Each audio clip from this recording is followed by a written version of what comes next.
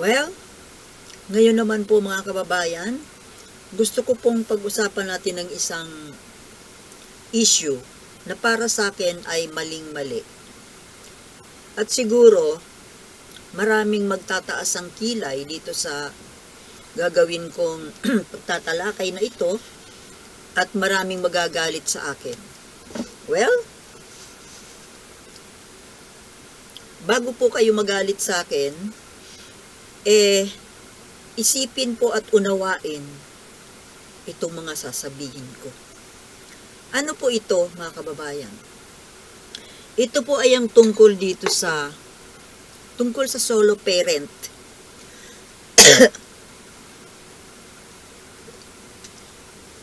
Solo parenting.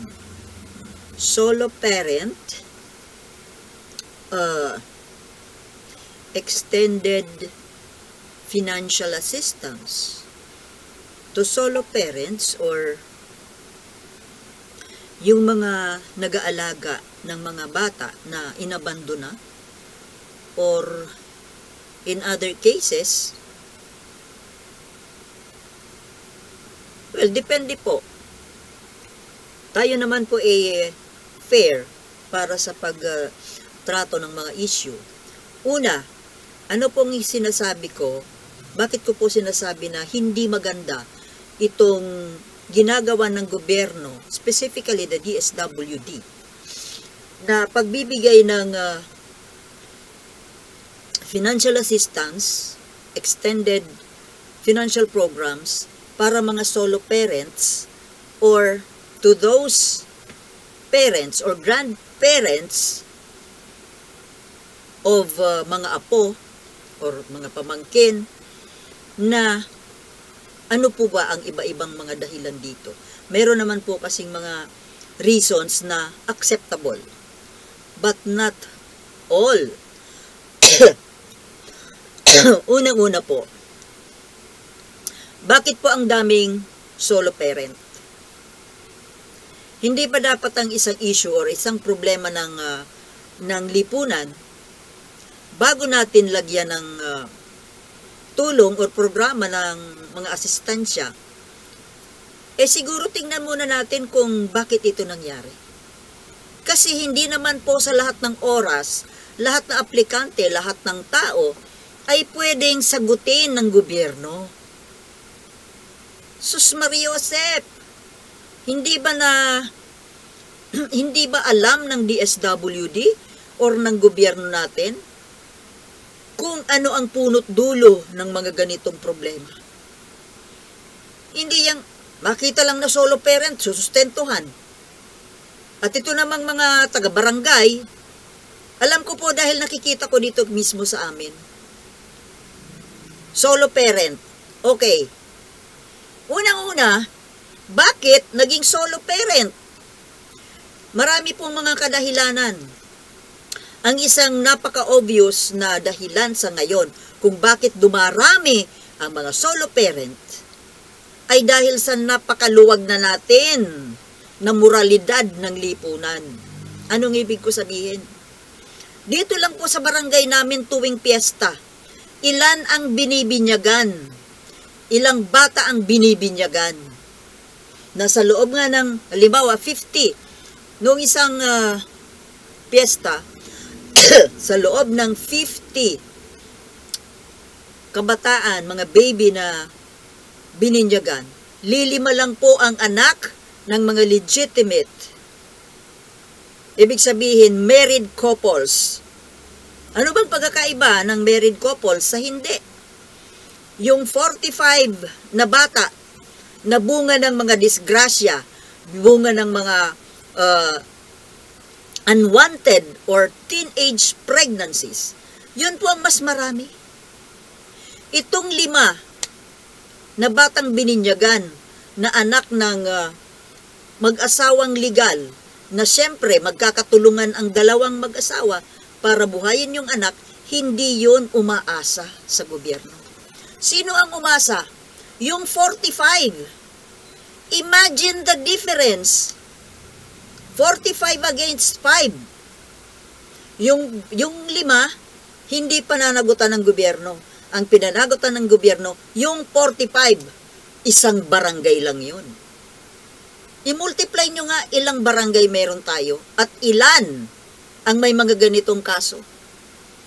So bakit ako nagagalit? Bakit nagkakaroon nga naman kasi sa ngayon at dumarami, hindi na matapos-tapos, hindi matigil-tigil ang pagkakaroon ng teenage pregnancies? Very untimely. Minsan, 14 years old, 13 years old, nagbubuntis na. Hindi ba dapat nasa eskwelahan ng mga ito? Ako po talaga ay mahigpit ako pagdating sa ganitong bagay. Lahat naman na dapat bigyan ng katwiran ay hinihigpitan ko. Tama ba ako o mali? Ngayon, itong mga kabataan na ito, na dapat ay nag-aaral ng high school, tapos biglang nagbubuntis, anong kinalalabasan nito? Pagkapanganak nito, mag-aaral pa ba to? Gaganahan pa ba ito mag-aral? Dahil mayroon na siyang inaalagaan at yung kahihiyan. Although sa ngayon, in-encourage yan ni Secretary Sara Duterte na kapag ikaw daw ay nag-aaral na nabuntis, huwag kang mahiya. Pumasok ka pa rin mag-aral. Of course naman.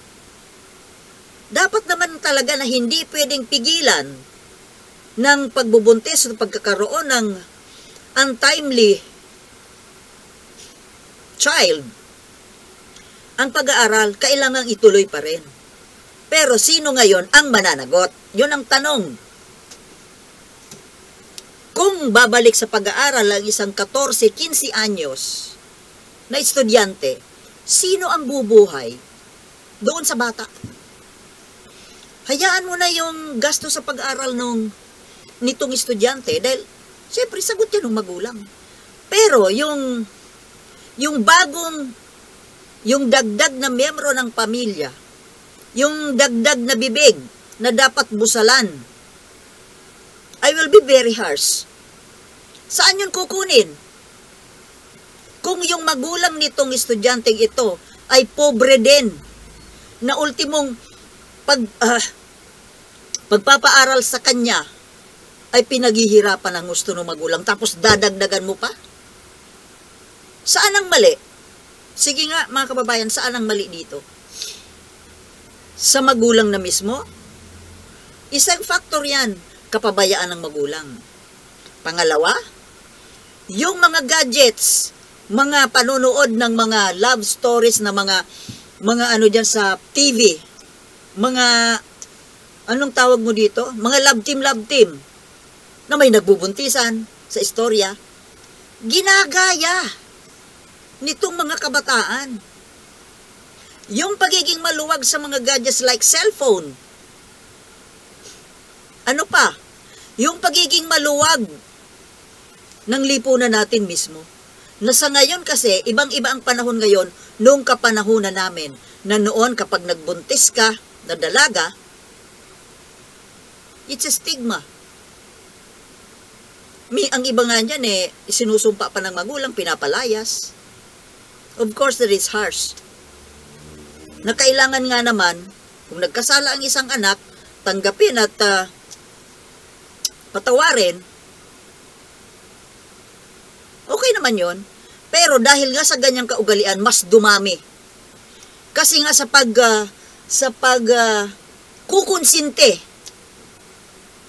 kukonsinti, unang nagkukonsinti dyan, yung lipunan mismo, na ito ay tinanggap ng maluwag, na huwag daw sisisihin yung bata.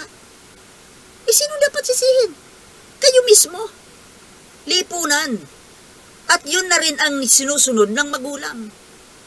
At ang mga anak ngayon, sobra ng titigas ng ulo na hindi na narerendahan ng magulang. At ito namang mga magulang na tatanga-tanga, nagpapatalo sa anak. Isang singhal lang nung anak baliktad. Magulang na ang takot. Kapanahunan natin noon, mga kaidaran ko, isang tingin lang ng ama, isang tingin lang ng magulang.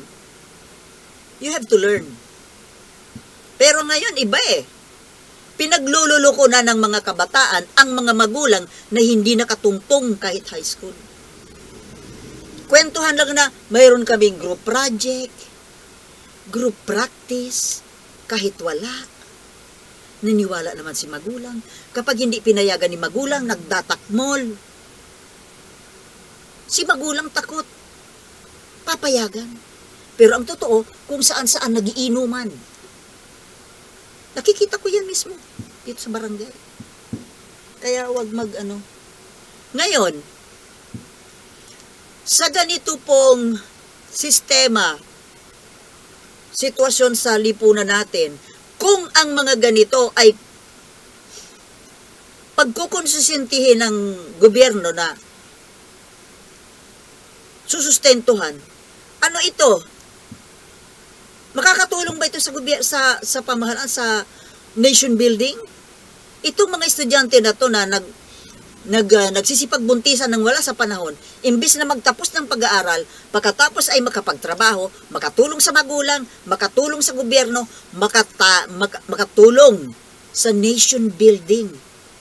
Pero anong ginagawa? Nagiging pabigat, imbis na makatulong. Pabigat sa magulang, pabigat sa pamahalaan, pabigat sa bayan. Yun po ang ibig kong sabihin dito. Hindi ko po kinukontra itong Republic Act 11861. According to the National Council for Solo Parents, ito nga pong tungkol sa Solo Parent Act. Meron pong mga exempted dyan. Kailangan naman po iniimbestigahan muna ito mga nag-a-apply ng solo parent financial assistance. Kung ito po ay, ang mga exemptions, mga pwede pong exemptions dyan. Isa, ay kung itong batang ito ay biktima ng rape. Although, kung yan man ay biktima ng rape, kailangang habulin yung ng rape. Panagutin ang ginawa niya. Hindi yung papanagutin yung gobyerno na wala namang kaalam-alam sa tinamasa niyang sarap sa pangre-rape niya. Di ba? Pangalawa, yung magulang ba ay namatay? Untimely death ng magulang nitong mga bata na below earning age, working age. Although kami noon, pagkatapos ng high school, 18 anyos ako, lumayas ako. Dahil hindi na kami kayang pag-aralin ng magulang, paano ka makapag-aral sarili mo kung hindi ka kakayod mag-isa? Diskartehan mo yung buhay mo. Pero ngayon ang ginagawa nitong mga kabataan ngayon, matinong pinag-aaral ng magulang, pero ano ang mga pinag-aatupag? Hindi po katwiran. Noong panahon sa amin, mas mahirap maghanap ng trabaho. Dahil noon wala pang mga Jollibee, walang McDonald, wala itong mga mga food chains na ito na nagbibigay ng priority sa mga estudyante, sa mga working students. Ang swerte ng mga kabataan ngayon. Kaya bakit aasa sa isang lola na matanda na? 18 anyos pwede na magtrabaho. Pero itong dito sa Republic Act na ito, sa tungkol sa solo parent, hanggang 22 years old, kailangang sustentuhan. My God! Nung panahon namin, ang 22 years old, tinutubuan na yun ng, ano ba yun? Yung saka ng manok. Tanda ng matanda na. 20 years old. Dapat nagtatrabaho ka na. As early as 18, 16. Kami noon, nag-umpisang magtrabaho, elementary. Although, hindi ko naman po yun sinasang-ayunan. Ibig ko sabihin, 18 years old, pwede nang magtrabaho. Bakit kailangan sustentuhan hanggang 22? Ito po ay malinaw na pangungunsinte ng gobyerno. Isa pang dahilan kung bakit ang mga bata naiiwan sa magulang, sa mga lolo-lola, dahil sa pag-abandona ng magulang nitong mga bata. Hindi ba dapat habulin ng gobyerno yung mga nag-abandona na magulang? Yung unang, yung pares ng mag-asawa, mag-aanak ng 2, 3, maghihiwalay. Iiwanan yung mga anak doon sa lolo-lola. Pagkatapos, pakalipas ng ilang taon o ilang buwan, ayan na naman, umuwi na naman si babae, may dala-dala na namang bata. Sobrang katangahan. Stupido. At itinambak na naman niya doon sa magulang niyang matanda na. Ginagawang tagapag-alaga ng mga kagagawa niyang kabulastugan niya, yung magulang niya. Nasaan ang hustisya? Maghiwalay yung mag-asawa, yung dalawa. Pareho nagkaroon ng pamilya. Nagkaroon ng asawang bago, nagkaroon ng anak. Ang inasikaso na lang yung, buti inasikaso naman, hindi inuuwi dito. Ang iba po, inuuwi ulit sa tinatambakan yung magulang ng mga papakaining bata na hindi naman sila lahat nagbibigay ng sustento. Yun po ang isang mali. Dito sa lipunan natin, dito sa gobyerno natin, bakit hindi hinahabol itong mga nag-aabandon ng magulang na ito? Tama, mali. Mga lalaki na matapos makabuntis, iiwanan yung babae.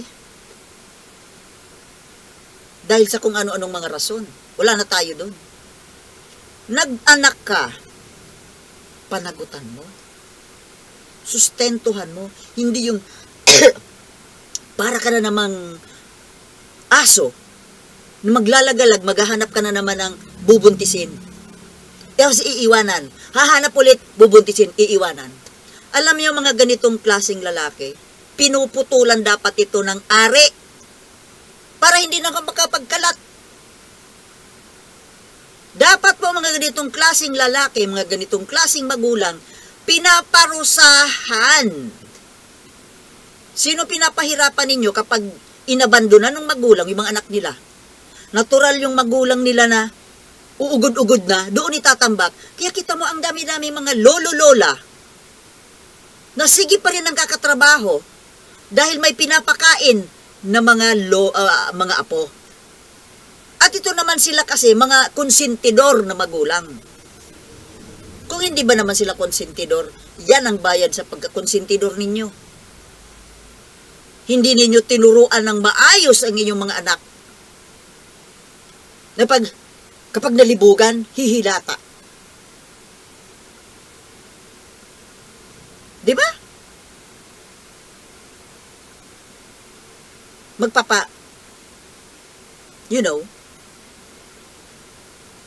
Napaka-irresponsable, pare-pareho irresponsable. Dapat po magkaroon ng batas na ang mga ganitong klaseng tao pinaparusahan. Dahil kapag hindi, malulugi ang gobyerno natin sa kakasustento.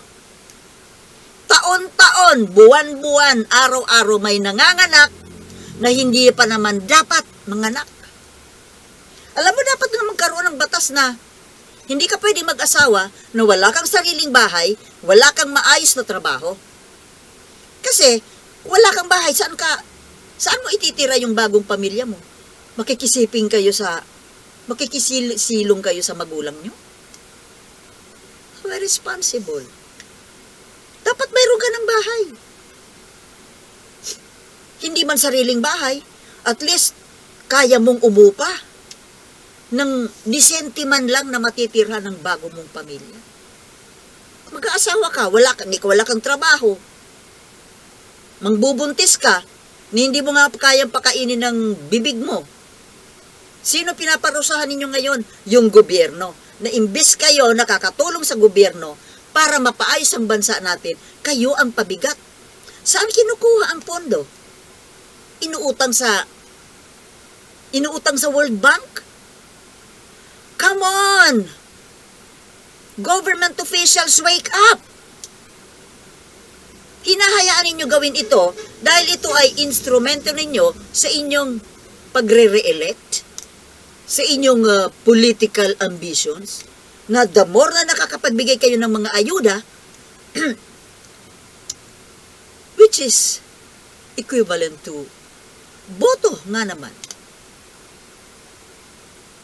Very unfair naman po kasi mga kababayan sa mga mamamayan na matinong nagbabayad ng buwis. Na parte ng mga buwis na ito na binabayad ng matitinong Pilipino ay napupunta lamang sa pagkukonsinte sa mga irresponsableng mamamayan katulad ng mga teenager na imbis mag-aral kung ano-ano mga kalandian ang inaatupag. Tapos pag nagbuntis, ayan, solo parent. Qualified na para doon sa government assistance for solo parent. My God! Hindi ko kinukontra ang solo parent assistance. Piliin po. Sabi ko nga, ang ilan dyan sa mga exceptions dyan ay kung biglang nawala ang magulang, namatay, hindi katanggap-tanggap na inabando na. Kung ito ba ay bunga ng isang rape, although kailangan papanagutin yung offender. Sino pa? Mga OFW halimbawa na nagkaroon ng problema sa bayan na kanilang pinagtatrabahuhan. Hindi natin sabi kagaya ngayon, yung mga kaguluhan dyan sa Middle East, kaguluhan, mga gera-gera, na naipit sila doon. So, kailangan pong imbestigahan kung sino lamang po ang pwedeng pumasa sa panuntunan ng solo parent financial assistance. Kapag ang bata ay umidad na ng 20, kailangan na niyang matutong magtrabaho para sa sarili niya. Biruin mo hanggang 22 years old. Kailangan pang sustentuhan. How stupid this government policy is.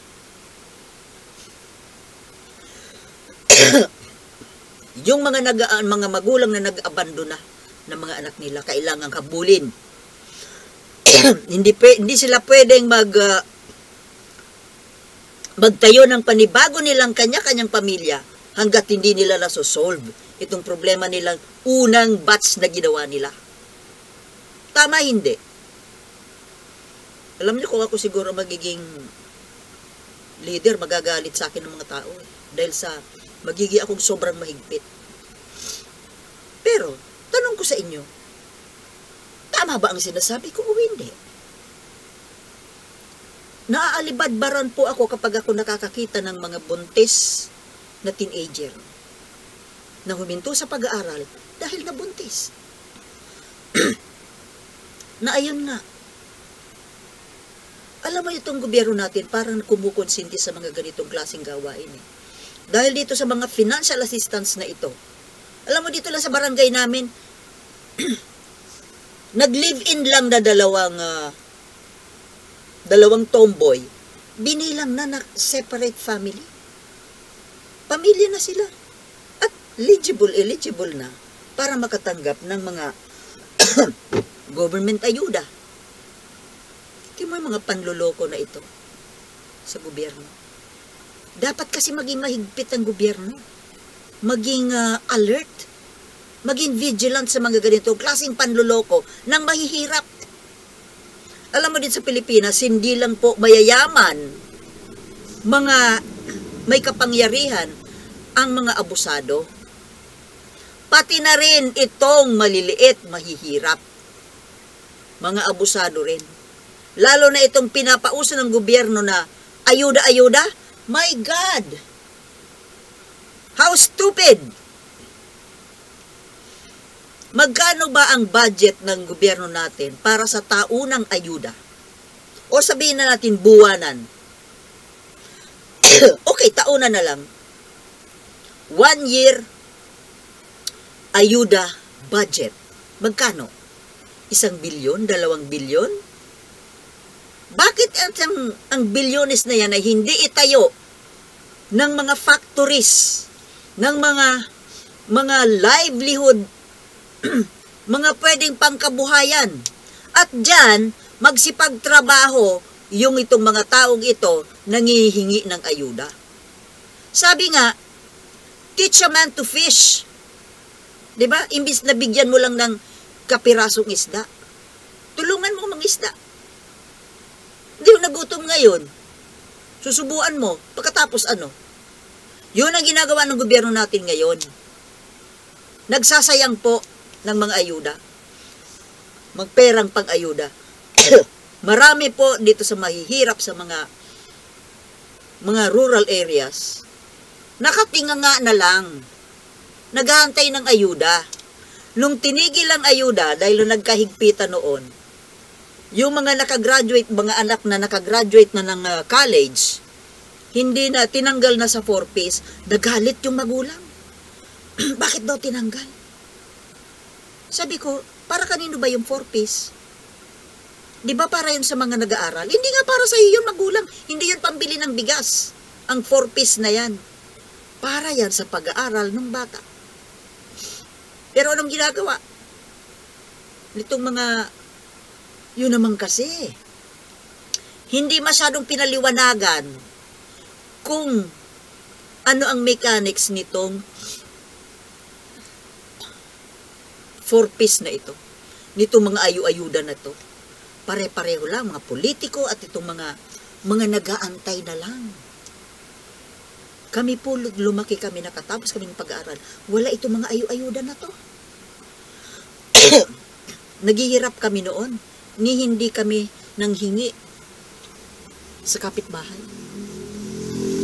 Nangihiram, oo.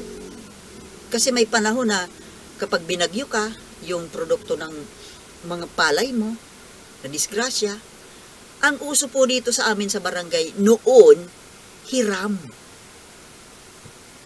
Hiram, ibinabalik. Pahiram ng isang salup na bigas. Dahil hindi pa ako nakapagpagiling. Pagpagiling ko, babalik ko sa iyo. Ganon po. Hiraman lang. Pati nga apoy dito, hinihingi. Pag naubusan ka ng posporo. Dahil sa layo ng lugar namin sa bayan, at wala pang maayos noon na kalsada, nang pagpunta sa poblasyon lakad, ilang kilometro. Kaya ganon po ang naging buhay dito sa baryo. Hiram, hingi. Naubusan ka ng posporo. Yung kapitbahay mo, nakita mo, umuusok. Pahingi ng apoy. So, bibigyan ka ng isang pirasong sanga ng kahoy na gatong, may apoy. Magkakaapoy ka. Ganon po ang buhay dito sa probinsya noon. Kahit na mahihirap kami dito, hindi kami pabigat sa gobyerno. Nabubuhay kami ng sarili namin dito. Pero ngayon, masyado kasing konsentidor ang gobyerno natin. At ito namang mga kababayan natin, sinanay kasi. Wala na lang ibang binibilang-bilang, o kailan naman yung petsa ng ayuda. Ayuda. Tapos pag natanggalan ng ayuda, magagalit. So, mga kabayan, hanggang dito na lamang po kasi sumasakit na ang lalamunan ko. Ang dami ko pang gustong sabihin. Pwede po kasi itong pag-usapan ng mas detalyado pa. Kaya lang may sakit nga ako. Ito hinihingal na naman ako, kaya kailangan ko nang tapusin. So, mga kababayan, mahalin po natin ang ating bayan dahil ito lamang po ang nag-iisa nating tahanan. Bye for now. Thank you for watching. Peace.